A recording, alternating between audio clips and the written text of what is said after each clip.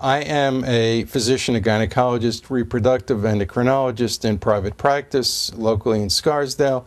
I've been in practice for about 25 years.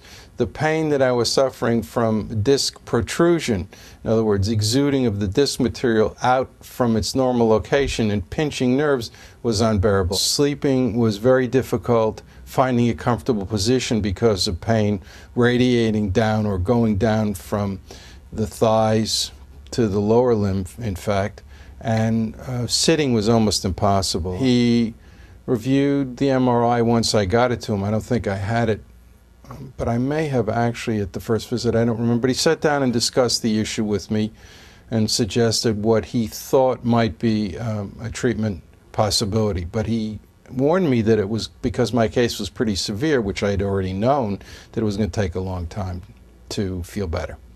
And now I'm back to full functionality at the end of 35 or so treatments, so I'm a happy camper.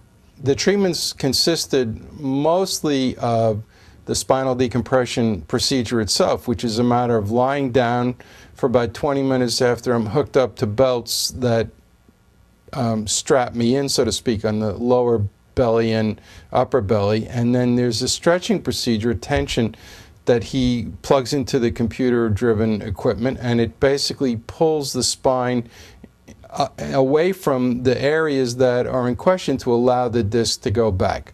As far as the support staff, one of them was so good and so accommodating, not only to me, but watching her interact with other patients. As a physician, I told her, I think she's doing a great job. In my personal practicing lifetime, I've never met an individual who went through a spinal fusion procedure that significantly improved in the long run.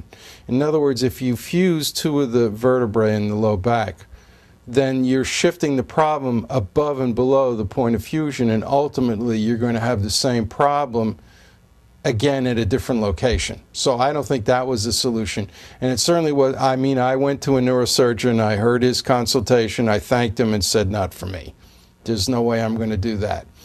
And as far as other modalities like shots, intrathecal shots, or in the spinal column, they work temporarily, but there is a risk, especially if they use steroids like corticosteroids into the spinal canal, that they're going to cause problems in the long run, meaning bone dissolution or resolving, and potentially other issues. And I just didn't feel that that was an appropriate approach in my personal case.